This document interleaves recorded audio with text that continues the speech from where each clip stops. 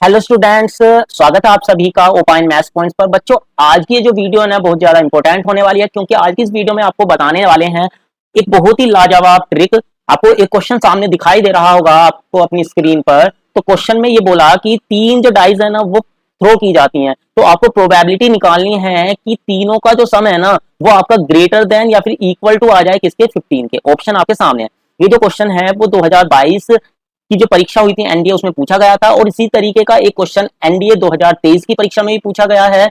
और बाकी की जो परीक्षाएं आप देखेंगे ना उनमें भी इससे रिलेटेड कोई ना कोई क्वेश्चन जरूर ही एग्जाम में पूछ लिया जाता है।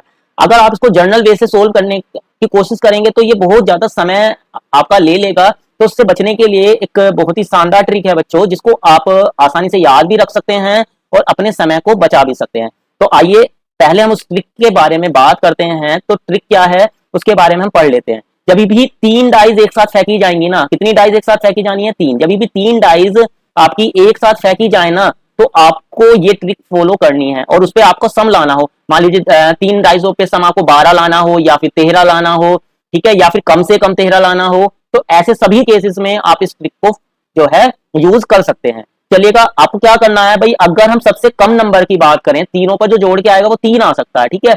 यानी कि तभी आएगा ना जब तीनों पे 1 1 1 आ जाए। तो 3 से कम तो कभी आएगा ही नहीं। फिर आपका जो मैक्सिमम नंबर की अगर बात करें, मैक्सिमम सम की, तो वो तभी आ सकता है जब तीनों पे आपका 6 6 6 आ जाए। जो मैक्सिमम होगा वो आपका कितना आ जाएगा? 18 आ जाएगा, ठीक है। 18 से ज्यादा कभी भी नहीं आ सकता। अब आपको करना क्या है, इन नंबरों को 3 से लेकर 18 तक के नंबरों को आपको इसी क्रम में लिखना है जिस क्रम में मैं लिख रहा हूं। 3 4 5 6 7 8 9 और ये हो गया हमारा 10, ठीक है। अभी हम क्या करेंगे, जो 11 नंबर है उसको आगे नहीं लिखेंगे बल्कि साइड में लिखना है। 11 12 13 14 15 16 17 और ये हो गया हमारा 18। अभी जो 3 होगा ना वो बस एक स्थिति में आ सकता है, इसको आपको याद रखना पड़ेगा। तीन जो सम है वो केवल एक ही बार आ सकता है, ठीक है। जब आप 1 1 1 लेंगे, तीनों पे 1 1 1 हो तभी आ सकता है। अब नेक्स्ट के लिए आपको करना क्या है, इसमें दो जोड़ना है। तो एक में जब आप दो जोड़ेंगे तो 3 आ जाएगा, इसमें आपको +2 करना है, इसमें आपको करना है +3, ठीक है। तो ये हो जाएगा आपका 6 के बराबर। इसमें आपको करना है नेक्स्ट वाले में प्लस का 4, तो ये हो जाएगा आपका 6 और 4 10। इसमें आपको +5 करना है तो ये हो जाएगा आपका 15। इसमें आपको प्लस का 6 करना तो ये हो जाएगा आपका 21।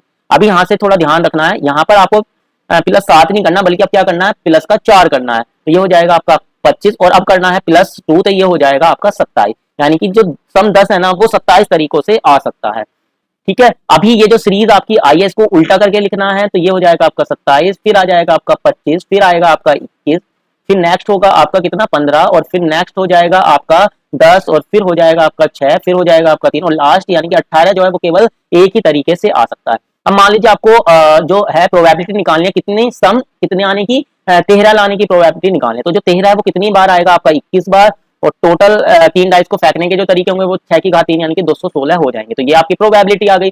अब मान लीजिए आपको कम से कम 10 आना चाहिए, इसकी प्रोबेबिलिटी निकालनी है। कम से कम 10 आना चाहिए, इसकी प्रोबेबिलिटी निकालनी है। तो कम से कम 10 आना है सम, तो इसकी प्रोबेबिलिटी निकालनी है। तो कम से कम 10 का मतलब 10 भी आ सकता है, 11 भी, 12 यानी 18 तक कुछ भी आ सकता है। तो आपको क्या करेंगे, जो 10 से लेकर 18 तक है ना इन सबको ऐड कर लेंगे, यानी 27 और 27 54, 54 में 25 जोड़ लीजिएगा तो 54 और 5 हो गया हमारा, 54 और 5 59, 59 और 20 हो गया हमारा 79, 79 और 21 हो गया 100, 100 और ये हो गया 15 और 10 25, 25 और 6 31, 31 और 4 हो गया हमारा 34, यानी कि 134 और डिवाइडेड बाय आ जाएगा 260। इसको सिंप्लीफाई कर लेंगे हम, ठीक है। ये हमारा क्या आ जाएगा, आंसर आ जाएगा। अब चलते हैं उस ऊपर वाले क्वेश्चन की तरफ। तो ऊपर वाले क्वेश्चन में आपको क्या करना है, यहाँ पर कम से कम कितना लाना है, जो टोटल है ना वो ग्रेटर देन और इक्वल टू 15 लाना है। यानी कि जो समय है या तो 15 आना चाहिए या 15 से बड़ा आना चाहिए, ठीक है। ये हमको लेके आना है। तो अगर हम यहाँ पर देखें 15 या 15 से बड़ा जो नंबर है वो लास्ट के जो 4 आपको सीक्वेंस दिख रहा होगा इनमें आएगा।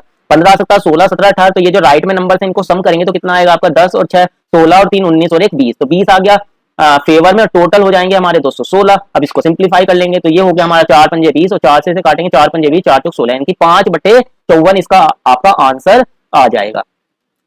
तो ये जो क्वेश्चन आपको दिया हुआ था इसका ऑप्शन नंबर जो डी है ना वो आपका करेक्ट हो जाएगा। उम्मीद करता हूं आपको ये जो ट्रिक है वो अच्छी तरीके से समझ में आ गई होगी। इस ट्रिक को आप अपनी कॉपी में जरूर नोट डाउन कर लें और इसे अच्छी तरीके से थोड़ा सा ध्यान लगा करके एक बार समझ भी लें। बहुत ही आसान है, कोई ज्यादा जो है मुश्किल ट्रिक नहीं है, और आपको 1 नंबर ये जरूर देके जाएगी। चलिएगा, आपसे अब मुलाकात होगी अगली वीडियो में। Thank you.